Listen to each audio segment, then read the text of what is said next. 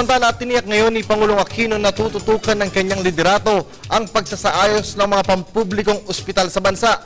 Ito'y upang mapag-ibayo pa ang serbisyong pangkalusugan.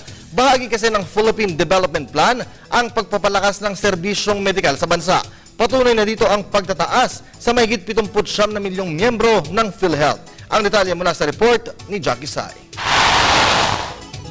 Sa kabila na naantalang pagpapatupad ng Reproductive Health Bill, diniklara ni Pangulong Aquino ang pagpapaayos ng pampublikong hospital na kanyang pagtutuunan ng pansin sa nalalabing niyang taon upang maglingkod sa mga Pilipino.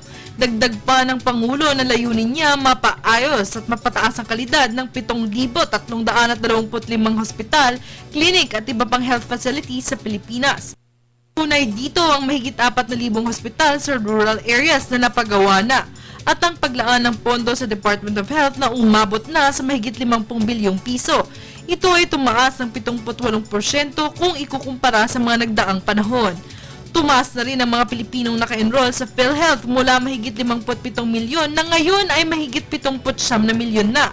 Samantala, inilunsad na ng PhilHealth ang 23 case rate package and the expanded Z benefit package kung saan ang mga cancer diseases gaya ng breast, prostate cancer and acute leukemia ay masusuportahan na ng nasabing ahensya.